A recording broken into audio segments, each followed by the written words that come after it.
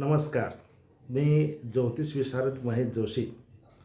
आपण कालच्या भागापासून अंकशास्त्रानुसार भाग्यांक आणि मूलांक या संदर्भात चर्चा करत आहोत.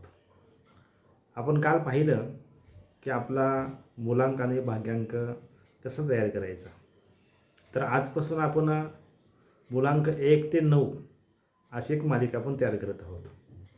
ज्या जातकांचं जन्मतारीख 1, 10, 19 आणि 28 या तारखेला जन्म होतो, तर या जातकाचा मूलांक 1 येतो. म्हणजे आपण ज्यावेळेस पूर्ण तारीखेची बेरीज करतो आणि त्याचा एक अंक काढतो, तो एक अंक निघतो, त्याला आपण एक अंक म्हणतो.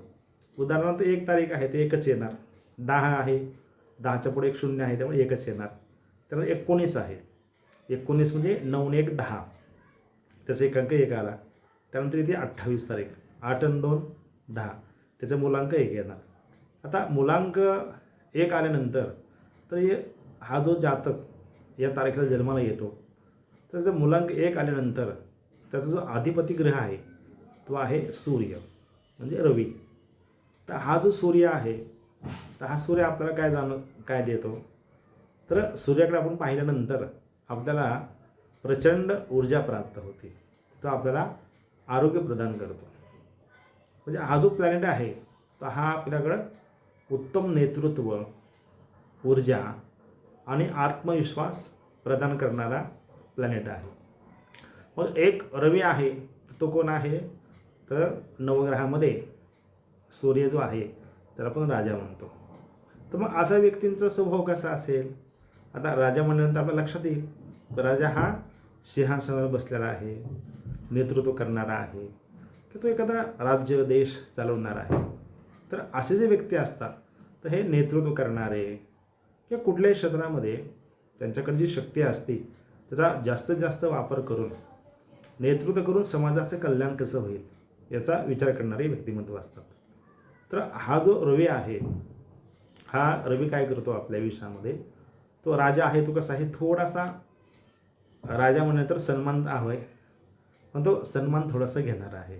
तो स्वतःचं नेतृत्व सिद्ध करणारा आहे किंवा थोडंसं कुणाला सॉरी म्हणायला थोडंसं नकोसं वाटतं, असा हा राजा आहे. तो जो रवी आहे, जो नेतृत्व गुण आपल्याला देतो, तर अशा व्यक्तीमध्ये खूप प्रचंड ऊर्जा शक्ती असते. तर सूर्याचं कार्य पहा, आपण सूर्य उगवतो, कसं उगवतो, रोज वेळेवरतीच उगवणार आहे. त्याचं टायमिंग बदलतं का, सूर्य उदय आणि सूर्यास्त ते काय रेषेत चालणार आहे. असे लोक गव्हर्नमेंटमध्ये काम करणारे, एखाद्या राजकीय क्षेत्रामध्ये काम करणारे किंवा एखाद्या स्वतःची कंपनी चांगली चालवणारे किंवा कुठल्या क्षेत्रामध्ये उच्च स्थानावरती असणारे व्यक्तिमत्व म्हणजे मूलांक 1. मग अशा व्यक्तींच्या बाबतीमध्ये आता ह्या लोकांचा भाग्योदय कधी होतो, तर पहा, भाग्योदयांचं जे वय आहे यांच्याकडं जन्मताच नेतृत्व करण्याची शक्ती असते. आपण म्हणतो की मूर्ती लहान आहे पण कीर्ती महान आहे. तर लहानपणापासूनच त्यांना कुठल्या कामातलं नेतृत्व करायला हे आवडतं. ते जर समजा 5-7 मित्र असतील तर त्यामध्ये हे मेन असतात, कुठली गोष्ट नियोजन करायला, कार्य करायला, ह्या कामामध्ये ते अग्रेसर असतात. म्हणजे वयाच्या सर्वसाधारण 19 वयापासून या लोकांच्याकडं नेतृत्व गुण असतात आणि लहानपणापासून हे त्या आपापल्या क्षेत्रामध्ये चांगल्या प्रमाणे काम करायचा प्रयत्न करतात. मग 1 नंबरचं जो आहे रवी, तर तुम्हाला चांगल्या प्रमाणे नेतृत्व गुण देतो, ऊर्जा प्रदान करतो, आत्मविश्वास देतो. मग अशा लोकांनी जर समजा आता यांचा स्वभाव आपण पाहिला, निश्चय आहे, थोडासा मानी आहे किंवा 1 नंबर म्हणजे आपण पाहिलं की समजा 1 नंबरला जर समजा 2 नंबर 3 नंबर चालेल का, तर ना त्यांचा शक्यतो प्रयत्न काय राहतो की आपण 1 नंबर कसे राहू ह्यासाठी ते प्रयत्न करत राहतात. त्यामुळे थोडासा ट्रेस राहतो की आपल्याला 1 नंबरच राहायचं बरं का. मग त्यांचं स्वतःचं स्थान बळकट करण्यासाठी जास्तीत जास्त ते प्रयत्न करतात. पण 1 नंबर आपण पाहिला तर ह्याच्यामध्ये 4 तारखा येतात, 1 तारीख येते, त्यामुळे पूर्णतः रवीचे गुण आहेत. त्यामुळे 10 तारीख येते, त्यामध्ये पण पूर्ण रवीचे गुण आहेत. त्यानंतर तारीख येते 19 तारखेमध्ये 1 आणि 9 9 जो मुलांक आहे हा मंगळाचा आहे, तो काय आहे सेनापती, आणि एक आहे तो राजा आहे. राजा आणि सेनापती एकत्र नेतृत्व चांगल्या प्रमाणामध्ये करू शकतात. त्यानंतर येते 28 तारीख. 28 तारखेमध्ये पहिल्यांदा 2 आहे आणि त्यानंतर 8 आहे. थोडंसं जसं तुम्ही 1 तारीख, 10 तारीख, 19 तारीख त्याचे नेतृत्व खूप आहे, सुंदर आहे, खूप चांगलं काम करू शकतात. पण त्यामध्ये तशी 28 तारीख तुम्ही पाहिली तर 2 म्हणजे कोण आहे, मून म्हणजे चंद्र. हा थोडा इमोशनल आहे, थोडा भावनिक आहे, किंवा त्यांच्याकडं थोडंसं इमोशनल खूप सारखं मत बदलणारं आहे. आणि त्याच्यासोबत आला 8. 8 हा कोण आहे, शनी आहे. तर शनी हा कसा आहे, थोडासा डिले करणारा आहे, म्हणजे कुठल्या कामामध्ये फार लवकर तुम्हाला यश देणार नाही, तो संघर्ष करणारा आहे, तो नियमानं चालणारा आहे, न्यायाधीश आहे. जसं रवी पण हा रूल चालणार आहे, रूल मोडणारा नाही. जे तुम्ही रूल तयार करतात, जे नियम आहेत त्या नियमाच्या चौकटीमध्ये बसून कसं काम होईल ह्याचा जास्तीत जास्त सूर्य पण प्रयत्न करतो, पण तो थोडासा फास्ट डिसिजन घेतो. तसं शनी काय करतो की थोडंसं निर्णय घेतो, पण ते कार्य करायला वेळ घेतो आणि वेळ घेऊन यश संपादन करायचा प्रयत्न करतो. म्हणून 1 तारीख, 10 तारीख आणि 19 तारीख आणि 28 तारीख, तर यामध्ये 1 तारखेकडे पूर्ण रवीचे गुण आहेत, त्यानंतर 10 तारखेनंतर पूर्णचे रवीचे गुण आहेत, आणि 19 तारखेला मंगळ आणि रवी, आणि 28 तारखेला चंद्र आणि शनी.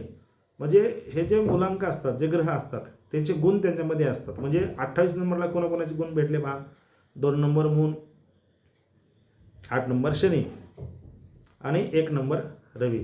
तर तिन्हीचं पण मिश्रण त्या 28 नंबरमध्ये आपण पाहू शकतो. 19 नंबरमध्ये मंगळ आहे, तापट आहे, सेनापती नेतृत्व करणार आहे. रवी गव्हर्नमेंट आहे, सिंहासन प्राप्त करणार आहे. पण 19 नंबर हा स्ट्रॉंग होतो. तसे पूर्ण मुलांक सगळे स्ट्रॉंग आहेत, पण त्यामध्ये थोडाफार प्रमाणामध्ये त्या व्यक्तीमध्ये त्या मुलांकाचे गुण जास्त प्रमाणामध्ये आपल्याला दिसायला लागतात. मग आपण म्हणतो 1 तारखेला खूप स्ट्रॉंग आहे बाबा, एकदम नेतृत्व करतो. पण 28 हा थोडंसं फरक पडेल, की आपण बघतो की आपण माझी 28 तारीख आहे, पण माझ्याकडे जसं गुरुजी सांगतात तसं थोडंसं फरक पडतो आहे बरं का.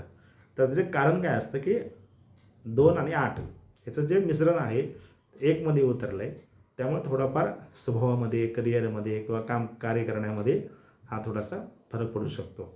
आता जो आपण राशीप्रमाणे पाहिलं तर आपण बघतो की सिंह, रवीची रास आहे, त्याची राशी कुठली, सिंह रास आहे.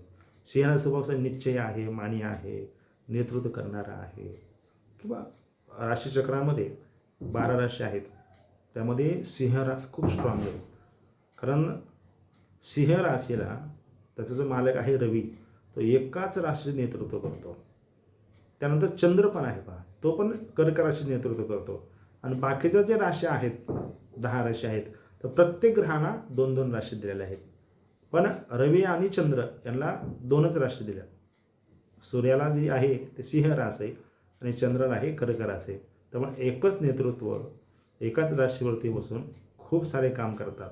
म्हणून सिंह राशीचे माणसं समाजामध्ये काम करत असताना प्रचंड ऊर्जा निर्माण करतात, नेतृत्व निर्माण करतात, आत्मविश्वास निर्माण करतात. आणि उदाहरणार्थ बघा, सिंह राशीच्या माणसं कुठल्या ह्याच्यामध्ये 4 माणसात बसताना पण साईडला नाही बसणार, मध्यभागात बसणार. किंवा घरामध्ये पण पहा, सिंह राशीची व्यक्ती एखादा असेल तर ते आपण जेवण करत असू, आपण त्याला नाही बोलवलं तर ते थोडे बेडरूममध्ये जातात, पण जेवायला येत नाहीत. पण त्यांना आपण म्हणलं या या या बसा जेवण करू, तर म्हणजे काय राजा आहे, सन्मान पाहिजे ना. तर सन्मान नाही दिला तर थोडंसं एक राशीच्या लोकांना सन्मान देणं, किंवा थोडंसं जरा त्यांना जर तुम्ही हे घेते कायमस्वरूपी तुमचे बॉडीगार्ड राहतात, कायमचं संरक्षण करतात. फक्त थोडीशी अपेक्षा असते की आपण राजाप्रमाणे आहोत, त्यामुळे थोडंसं आपल्याला सन्मान द्यावा, ही थोडीशी अपेक्षा 1 नंबरच्या मुलांकाला असते. तर मग जर समजा आपल्याला आपला मुलांक 1 असेल, 10 असेल, जन्मतारीख 1 तारीख असेल, 10 तारीख असेल, 19 तारीख, 28 तारीख, आपले काही प्रश्न असतील तर तुम्ही कमेंट बॉक्समध्ये मला विचारू शकता. सांगायसारखं बरंचसं काही आहे. जसे पुढचे व्हिडिओ येतील त्याप्रमाणे अजून सुंदर चांगली माहिती द्यायचा मी नक्की प्रयत्न करेन. श्री स्वामी समर्थ. जय जय स्वामी समर्थ.